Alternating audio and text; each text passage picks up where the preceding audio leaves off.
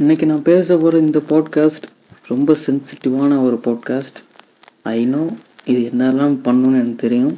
இருந்தாலும் பரவாயில்ல, இன்றைக்கி நான் அதை பேசவே ஆகணுங்கிற முடிவில் தான் வந்திருக்கேன். எப்பா என்ன வெயில்ரா சாமி, நல்ல வேலை பஸ்ஸில் வந்துட்டோம்.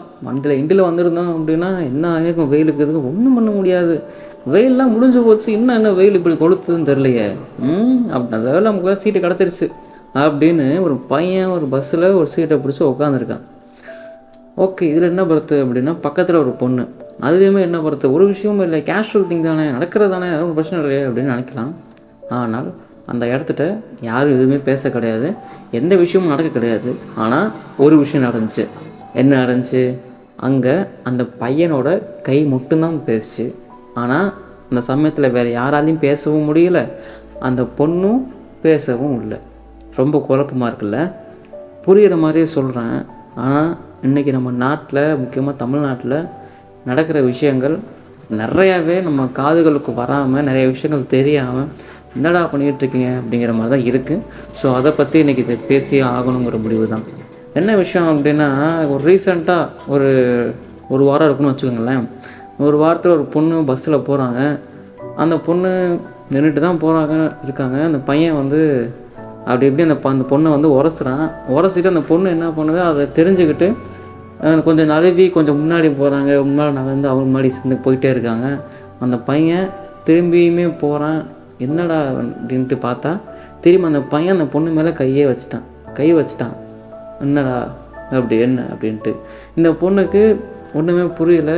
சடனாக நடக்கவும் அந்த இடத்துல யாருமே எதுவுமே கேட்கவும் கிடையாது. அந்த பொண்ணுமே யார்கிட்டையும் சொல்லவும் கிடையாது. இந்த பொண்ணு என்ன பண்ணுச்சு, தான் இறங்கக்கூடாத ஸ்டாப்பில் இந்த பொண்ணு பஸ்ஸு நின்ன உடனே இறங்கிடுச்சு.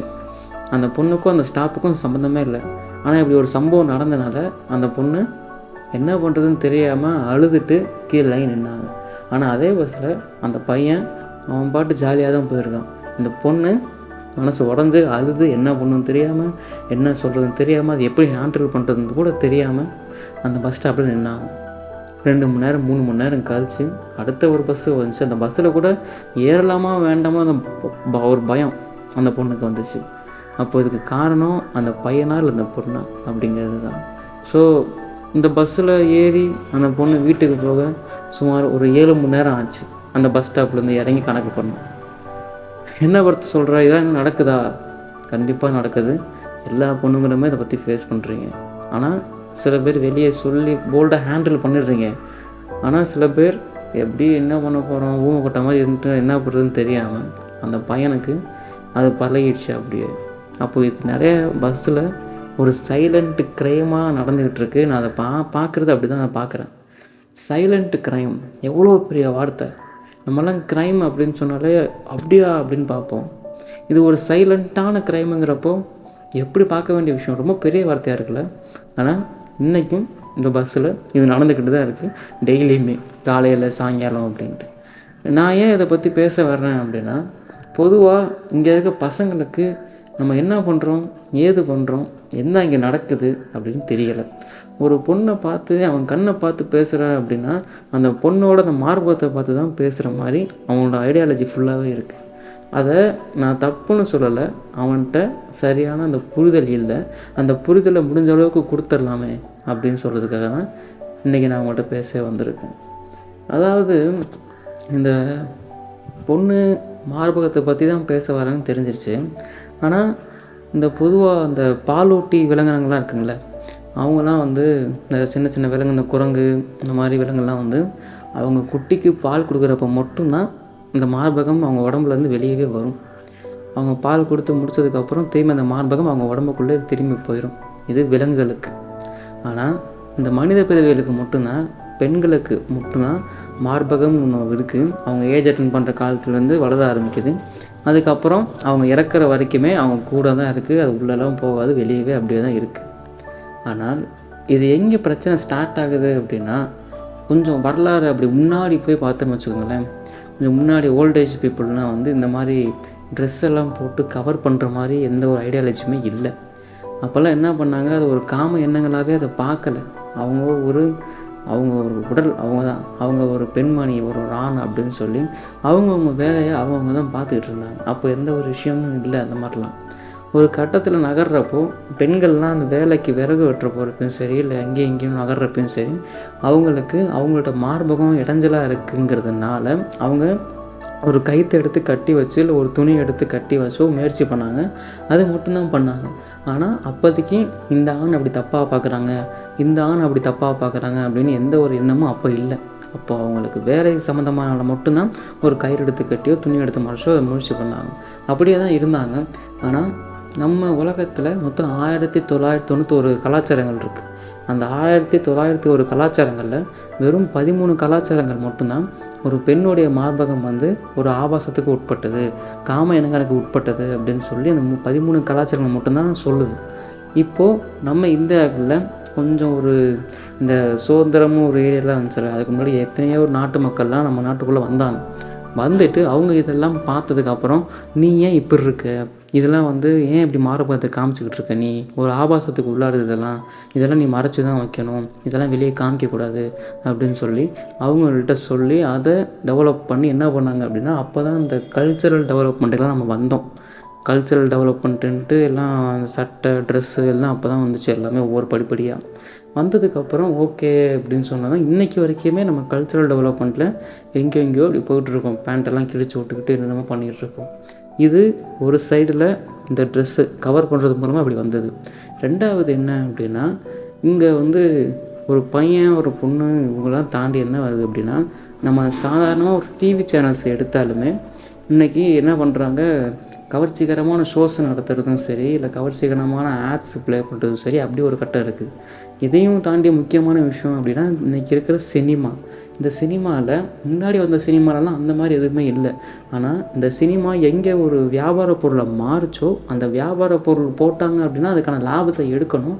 அப்போ ஒரு பொருளை மாற்றி அந்த பொருளை நம்மக்கிட்ட வியாபாரம் பண்ணுறது மாதிரி மாற்றுறப்போ என்ன ஆச்சு, படத்தில் கிளாமர் சாங், எந்த படத்தில் கிளாமர் சாங் இருக்கோ அந்த படம் ஃபிட்டடா அப்படின்னு சொல்லி ஒரு யூகம் வந்தனால அது எல்லாமே அதை ஃபாலோ பண்ண ஆரம்பித்தாங்க.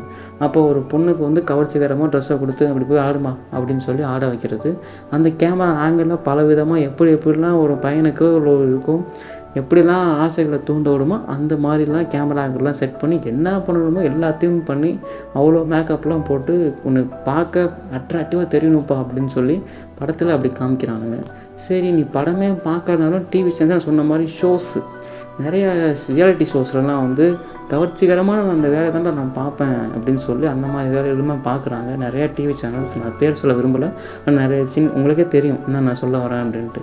சரி, நான் டிவியும் பார்க்கல, சினிமாவும் பார்க்கல, நீ ஆளை விடுங்கடா அப்படின்னு சொல்லி விட்டாலுமே பேப்பர் படிக்கிறப்போ பேப்பரில் பக்கத்துக்கு பக்கம் ஏதோ ஒரு கடையோட ஆடு, அங்கே கவர்ச்சிகரமான ஆடு தான். ஏதோ ஒரு பொண்ணு ஃபோட்டோ போட்டு, ஒரு ஆக்ட்ரஸ் ஃபோட்டோ போட்டு அது கவர்ச்சிகரமாக அப்படி காமிச்சா பெருசாக லாபமாக தரலாம் அப்படின்னு சொல்கிறது. இதுவும் இல்லாமல் சரி அந்த ஃபோட்டோவே நீ போடலை அப்படின்னாலும் நம்ம வரைகிற கார்ட்டூன்ஸு, இந்த சில சிறுகதைகள்லாம் போடுவாங்க, சில கார்ட்டூன் நொட்டிக்கெலாம் போடுவாங்கள்ல, அங்கெல்லாம் அந்த ஒரு கார்ட்டூனையே கவர்ச்சிகரமாக தான் வரைகிறாங்க. சரி, இதையெல்லாம் விட்டோமே சின்ன குழந்தைங்க பார்க்குற கார்ட்டூன் சேனல்ஸில் உள்பட அங்கேயுமே கவர்ச்சிகரமாக தான் பண்ணிகிட்ருக்காங்க. அதை குழந்தைங்க பார்க்கும் அப்படின்னு சொல்லிலாம் எந்த எண்ணமும் யாருக்கும் இல்லை. அவன் போட்ட காசு லாபம் எடுக்கணுங்கிறது மட்டுமாக தான் பார்க்குறான். இப்போ நான் என்ன இதில் சொல்ல வரேன் அப்படின்னா, ஒரு விஷயம் நார்மலாக தான் இருந்துச்சு. அது கலாச்சாரங்கள் வகையிலும் சரி, சினிமா வகையிலையுமே சரி, காட்சிப்படுத்தும் விதத்துலையும் சரி, ஒரு பொருளை மாற்றி கவர்ச்சிகரமாக விற்க ஆரம்பித்தாங்க. அங்கே தான் பிரச்சனையே ஸ்டார்ட் ஆச்சு. என்ன பொறுத்து சொல்கிறேன் அப்படின்னா, நாம் நார்மலாக இருக்க ஒரு மனிதனுக்கு அப்படி ஒரு க்யூரியாசிட்டி ஒன்று இருக்கும். என்ன க்யூரியாசிட்டி அப்படின்னா, இப்போ நானே உங்கள்கிட்ட என் உள்ளங்கையை நான் மூடி மறைச்சி இதில் என்ன இருக்குது கண்டுபிடிங்க, இல்லை இப்படியே வச்சு நான் பேசிக்கிட்டு இருந்தேன் அப்படின்னா நீங்கள் என்ன பண்ணுவீங்க, படத்து என்னடா உள்ளே வச்சுருக்க, இங்கே காமிப்பீங்க. நான் காமிக்கலை அப்படின்னா ஒரு கட்டத்துக்கு வரையும் முயற்சி பண்ணுவீங்க. அதுக்கப்புறம் என் கையவே பிடிச்சி நீங்களே கையை எடுத்து உள்ளே என்ன தான் இருக்குது அப்படின்னு பார்ப்பீங்க. ஸோ இந்த மாதிரி ஒரு க்யூரியாசிட்டி மனித இயல்புக்கு தானாகவே வரும். அப்போது இங்கே இருக்க ஒரு பையன் சமுதாயத்தில் என்ன ஆகுது அப்படின்னா, அப்படி அந்த மார்பகம்னா என்ன தான் இருக்குது, அப்படி எப்படி தான் இருக்கும், என்ன தான் பண்ணணும் அப்படின்ட்டு ஒரு ஆர்வத்தில் ஏதோ ஒரு விஷயங்கள் அவன் என்ன தான் சினிமாவில் இல்லை என்ன தான் பண்ணி எப்படி இருந்தாலும் காமிச்சிருந்தாலுமே இங்கே அந்த ஆர்வங்கிறது ரொம்ப அதிகமாக இருக்கிறனால தான் அந்த மார்பகம் அப்படிங்கிறத வார்த்தையிலேருந்து ஆபாச எண்ணங்களும் காம எண்ணங்களும் இன்றைக்கி ரொம்ப மேலோங்கி இருக்குங்கிறத நான் பார்க்குறேன். அதுதான் அப்படி தான் இருக்குது இன்றைக்கி. இது நான் இப்போ ஸ்டாப் அப்படின்னு சொன்னால் இந்த மாதிரி செயல்கள்லாம் நிறுத்தப்படுமா அப்படின்னு கேட்டால் நிறுத்தப்படாது, சொல்ல முடியாது. ஏன்னா எத்தனையோ காலங்கள் இன்றைக்கெல்லாம் ஸ்கூல் பசங்க உள்பட ஆபாச வார்த்தைகளும் காம எண்ணங்களையும் பொது இடங்களில் வாயை தொடர்ந்து பேசிகிட்டு இருக்கான். ஃபார் எக்ஸாம்பிள் இப்போ நிறைய இங்கிலீஷ் வார்த்தைகளே வேறு போட்டுக்கிறான். அவன் பாட்டு மில்கிங்கிறான், அவன் பாட்டு பியூட்டிங்கிறான், என்னமோ சொல்லிகிட்டு இருக்கான். இதே எல்லாமே சரி, நம்ம அப்படி இங்கே ரோட்டு கடை பக்கம் இல்லை பெட்டி கடை பக்கம்லாம் போனோம்னா அதுக்கப்புறம் இப்படின்னா வண்டி எங்கே போகுதுங்கிறான், எத்தனை லிட்டர் பால் கறக்குங்கிறான். இது வீட்டில் ஒரு அம்மா இருக்காங்க, இல்லை ஒரு அக்கா இருக்காங்க, தங்கச்சி இருக்காங்க அப்படின்னா அவங்க அந்த பையனுக்கு எடுத்து சொல்லணும்னு நான் நினைக்கிறேன். இப்படி தான் இருக்கணும், ஒரு பொண்ணை இப்படி தான் பார்க்கணும், ஒரு பொண்ணுகிட்ட இப்படி தான் பேசணும், அதையெல்லாம் தாண்டி இப்படிலாம் பேசக்கூடாது, இப்படிலாம் பார்க்கக்கூடாதுன்னு வீட்டில் சொல்லி வளர்க்கணும்னு நான் நினைக்கிறேன். ஆனால் இங்கே நிறைய பேரண்டிங்கில் அது யாருமே பண்ணுறது கிடையாது. பிள்ளைய அதுக்கு பேர் தான் ஒழுங்காக வளர்க்கலன்னு சொல்லுவாங்க. ஆனால் நம்ம எந்த பேரண்ட்டிட்ட போய் உன் பிள்ளைய நீ ஒழுங்காக வளர்க்கலப்பா அப்படின்னு சொன்னால் அவனுக்கு எவ்வளோ கோவம் வரும். ஆனால் இந்த மாதிரி சம்பவத்தை அந்த பையனே பண்ணிட்டு தான் தெரிஞ்சதுக்கப்புறம் அந்த கோவம்லாம் சுக்குநூறாக படைஞ்சு இன்னும் மேலும் மேலும் மனசோட தான் செய்வாங்க. ஸோ என்னோடய போட்காஸ்ட்டு எத்தனையோ பேரண்ட்ஸ் நிறைய பேர் கேட்குறீங்க, அவங்க உங்கள் ஆண் பிள்ளைங்க இருக்காங்கன்னா அவங்கள்ட்ட இதெல்லாம் இப்படி அடுக்குதா, இப்படி தான் இருக்கணும், இப்படி தான் பண்ணணும் அப்படின்னு சொல்லி அவங்கள எப்படிலாம் க்ரோத் பண்ண வைக்குமோ அப்படி க்ரோத் பண்ணுங்க. இங்கே எல்லா பையனையும் இந்த தப்பு சொல்ல வரல, எல்லா பொண்ணுங்களையும் தப்பு சொல்ல வரல. ஆனால் நிறைய பேர் இப்போ கேள்வி கேட்பீங்க, என்ன பார்த்து நீ ஆம்பளை பிள்ளை மட்டும் தப்பு பண்ணுற மாதிரி சொல்கிறீங்க, என் பொண்ணுங்க யாருமே தப்பு பண்ணல அப்படின்னு கேட்பீங்க. ஆனால் கேள்வி என்ன அப்படின்னா, நீங்கள் இன்ஸ்டாகிராம் ரீல்ஸ்லேயும் சரி, யூடியூப் ஷார்ட்ஸ்லேயும் சரி எத்தனையோ பொண்ணுங்க ரீல்ஸ் கவர்ச்சிகரமாக எல்லா வேலையும் பண்ணுறாங்க, இருக்க தான் செய்கிறாங்க. ஆனால் அப்படி ரீல்ஸு போடுற பொண்ணுங்களும் அப்படி அந்த ஷார்ட்ஸு போடுற பொண்ணுங்களுமே யாருமே பஸ்ஸில் வர்றதில்லை. எப்படி யூடியூப்லேயும் இன்ஸ்டாகிராம்லேயும் பார்த்துட்டு வர்ற பொண்ணுங்க மாதிரி தான் எல்லா பொண்ணுங்களும் இருப்பாங்கன்னு நினைக்கிற பார்த்தியா, நான் அதை தான் தப்புன்னு சொல்கிறேன். நீ யூடியூப்பில் இன்ஸ்டாகிராமில் பார்க்குற பொண்ணுங்க அவங்க யாரும் பாதிக்கப்படலை, பஸ்ஸில் வர சராசரியான பொண்ணுங்க தான் பாதிக்கப்பட வர்றாங்க. அப்போது அவங்க பாதிக்கப்படுறாங்க. நீ கொஞ்சோண்டு யோசிச்சுப்பார், ரொம்ப யோசிக்க வேணாம், கொஞ்சம் யோசிச்சுப்பார். அந்த பொண்ணு எதுக்காக காலேஜ் போகணும், அந்த பொண்ணு எதுக்காக வேலைக்கு போகணும் அப்படிங்கிற 2 விஷயத்தை மட்டும் யோசிச்சுப்பார். இந்த பொண்ணு திடீர்னு வேலை விட்டு நின்றுச்சுன்னா அவங்க வீட்டில் என்ன பதில் சொல்லுவாங்க, அவங்க வீட்டில் எப்படி பார்ப்பாங்க. அந்த பொண்ணு காலேஜ் போகிறத நிப்பாட்டிடுச்சு அப்படின்னா அந்த பொண்ணுக்கும் ஒரு கனவு இருக்கும், அந்த கனவையெல்லாம் தாண்டி அவனுக்கு பின்னாடி ஒரு குடும்பம் ஒன்று இருக்கும்ல, அந்த குடும்பம் என்ன ஆகும்னு கொஞ்சம் யோசிச்சுப்பார். நீ அசால்ட்டாக நினச்சி செய்கிற பஸ்ஸில் சில சிலுமிச வேலைகள் எல்லாமே எங்கேயோ ஒரு இடத்துல பெரிய ஒரு செயினையே பாதிக்கப்படும் அப்படின்னு சொல்கிறேன். சரி பரத்து, இப்போ இதெல்லாம் சொல்கிற, ஆனால் எனக்கு எதை பார்த்தாலுமே அப்படி தான் தோணுது, அந்த எண்ணெய் நீ விட்டு போக மாட்டேங்குது, நான் என்ன பண்ணுறது, யாரை பார்த்தாலும் எனக்கு அப்படி தான் பேச தோணுது அப்படின்னு சொன்னால், நான் உன்கிட்ட சொல்கிற விஷயங்கள் எல்லாத்துக்கும் 2 கண்கள் ஒரே மாதிரி தான், ஆனால் பார்வை வேறு வேறு மாதிரி.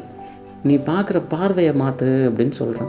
நீ எப்படி பார்க்குறியோ அந்த பார்வைகள் அப்படி தான் இருக்கும் அப்படின்னு சொல்ல வரேன். நீ இது வரைக்கும் பண்ண தப்புன்னு நினச்சிட்டு இருந்தாலுமே சரி, இது வரைக்கும் ஓகே, ஆனால் இதுக்கப்புறம் நீ மாற்ற முயற்சி பண்ணு அப்படின்னு சொல்கிறேன். மார்பகம் வெறும் ஆபாசத்துக்கும் வெறும் காமத்துக்கு மட்டும் இல்லை, அது ஒரு உடல் உறுப்பே கிடையாது. என்னை பொறுத்த வரைக்கும் அது உணர்வுபூர்வமான விஷயம். உனக்குன்னு ஒரு குழந்தை இருந்தாலும் சரி, குழந்தைக்கு பசிக்கு தாய்ப்பால் ஊட்டும் உணர்வு தரமான அந்த பொண்ணுங்கிட்ட இருக்குது. அப்போது அதை எந்த அளவுக்கு மதிக்க தெரியுதோ அவன்தான் உண்மையான ஓகே, உனக்கு ஒன்றும் பிரச்சனை இல்லை தம்பி, நீ மனுஷனாக இருக்க, சூப்பரா அப்படின்னு சொல்லி அந்த பொண்ணுக்கிட்ட உன்கிட்ட தான் மதிப்பே வரும். நீ லவ் பண்ணுற ஒரு பொண்ணை அப்படின்னா லவ் பண்ணுற பொண்ணுக்கிட்ட சில பேர் என்ன இன்னைக்கு நடக்குது, லவ் பண்ணுறப்போ ஓகே லவ்னு சொல்லிட்டுலாம் போகிறானுங்க. அதுக்கப்புறம் ஃபோட்டோ அனுப்பு வீடியோ அனுப்பு அப்படின்னு சொல்லி அப்படி கேட்குறவனும் இருக்கான். ஆனால் நான் என் அக்கா என் தங்கச்சி இந்த இதெல்லாம் கேட்டுட்ருக்கேன், நான் உங்கள்கிட்ட என்ன சொல்கிறேன் அப்படின்னா, நீ தாராளமாக லவ் பண்ணு, தப்பு இல்லை, நல்ல பையனை பார்த்து லவ் பண்ணு, பிரச்சனை இல்லை, உன் குடும்ப சொல்லியும் பார்த்துக்கோ. ஆனால் உன்கிட்ட இருந்து உண்மையான அன்பை மட்டுமே கொடு, உண்மையான உடம்பெல்லாம் கொடுக்கணும்னு அவசியமே இல்லை. அது இப்படி ஃபோட்டோ எடுத்து அனுப்பணும், வீடியோ எடுத்து அனுப்பணும், எந்த ஒரு விஷயமுமே கிடையாது. நம்ம தான் ரொம்ப சேஃபாக பார்த்துக்கணும் இருக்கிற சமுதாயத்தில். அதனால் என்ன சொல்ல வரேன் அப்படின்னா, எல்லா ஆண்களும் தப்புன்னு சொல்லலை, எல்லா பொண்களும் தப்புன்னு சொல்லலை, குறைஞ்சபட்சம் 50% இருக்க தான் செய்கிறாங்க. அவங்களெல்லாம் மொத்தமாக மாற்றணும்னு நினச்சா மாற்ற முடியாது. நீங்கள் வாயை திறந்து பேசணும். இப்போது நான் ஸ்டார்டிங்கில் ஒரு கதை சொன்னேன்ல, அந்த கதையில் அந்த பொண்ணு அன்னைக்கு அப்போவே அந்த மாதிரி சம்பவம் நடந்ததுக்கப்புறம் வாயை திறந்து உனக்கு என்னடா பிரச்சனை, உனக்கு என்னடா வேணும் அப்படின்னு திரும்பி நின்று கம்பீரமாக ஒரு கேள்வி கேட்டிருந்தாங்க அப்படின்னா அன்னைக்கு தெரிஞ்சிருக்கும், சரி இந்த பையனுக்கு புரிஞ்சிருக்கும் இதுக்கு மேலே விஷயம் பண்ணக்கூடாது அப்படின்ட்டு. இப்போது இந்த மாதிரி விஷயங்கள் எதுவும் நடக்காதனால அந்த பையன் திரும்பி இதே தப்பை வேறு ஒரு பஸ்ஸில் பண்ணுவான். பண்ண மாட்டான்னு சொல்லிட முடியாதுல்ல. ஸோ அவனுக்கு புரிகிற வரைக்கும் அந்த தப்பு பண்ண தான் செய்வான். அதில் நான் இப்பவும் சொல்கிறேன், மார்பகம் அப்படிங்கிறது ஆபாசத்துக்கும் காமத்துக்கும் கிடையவே கிடையாது. அது உணர்வுபூர்வமான விஷயம். அந்த உணர்வை மதித்து பழகுனா உன் வாழ்க்கை எங்கேயோ போகும். நான் சொல்கிறேன், கொஞ்சம் நிதானமாக யோசிச்சுப்பார், ரொம்பலாம் யோசிக்காத. கொஞ்சம் நீ பார்க்குற சினிமா, நீ பார்க்குற டிவி ஷோஸ், நீ பார்க்குற கார்ட்டூன்ஸ், நீ பார்க்குற பேப்பர்ஸ் அண்ட் பிரிண்ட்ஸ் எல்லாத்துலேயுமே கொஞ்சம் கண்ட்ரோலபிளாக இரு. கொஞ்சோண்டு யோசி. யார் எதை பண்ணாலுமே அப்படியே மூடத்தனமாக நம்பாத. கொஞ்சம் உன் மைண்டுக்கு ஏற்ற மாதிரி நீ நிதானமாக யோசிச்சு பழகு. அண்டு முக்கியமாக என் அக்கா, என் தங்கச்சிட்டு நான் என்ன சொல்கிறேன் அப்படின்னா, நீங்களும் எந்த பஸ்ஸில் போனாலும் சரி சேஃப் அண்ட் செக்யூராக போங்க. இந்த மாதிரி விஷயம் நடக்குது அப்படின்னா திரும்பி நின்று ஒரே ஒரு கேள்வி கேட்டு பழகுங்க. அண்ட் இது முன்னாடி இந்த பசங்களை நான் யாரும் தப்பு சொல்லன்னு சொல்லலை. ஒருவேளை நீ தப்பு பண்ணியிருக்க, உன்னை நீ மாற்றிக்கணும்னு நினைக்கிற அப்படின்னா அதுலேருந்து எப்படி வெளியே வர்றது அப்படிங்கிறதுக்காக நான் ஒரு ஆடியோ நோட்டை நான் அட்டாச் பண்ணுறேன். அந்த ஆடியோ நோட்டையும் நீ கேட்டுட்டு நிதானமாக யோசி. வாழ்க்கை வில் பி ஜிங்காலாலா. என்னால எந்த பொண்ணையும் முகத்தை பார்த்து பேச முடியல. எந்த பொண்ணை நான் பார்த்தாலும் என் கண்கள் நேரா அவங்களோட, எனக்கு எந்த பொருளை பார்த்தாலும் ஒரு பொண்ணோட மார்பகம் தான் ஞாபகத்துக்கு வருது. For example, idli, apple, orange, football, நிலா, இப்படி எதை பார்த்தாலும். இப்ப கூட என் பக்கத்துல ஒரு கார் நிக்குது, அதோட ஹெட்லைட்ஸ் பார்த்தா எனக்கு அதுதான் தோணுது. இப்படி யாரை பார்த்தாலும் இவங்களுக்கு என்ன சைஸ் இருக்கும், இப்படியே தான் நினைப்பு போகுது. உங்க பிரச்சனை பல ஆண்களுக்கு இருக்கிறது தான். நீங்க ஒண்ணு பண்ணுங்க, எப்பவுமே எப்படி பாக்குறீங்களோ அப்படியே பாருங்க. இன்னும் ஆழமா பாருங்க.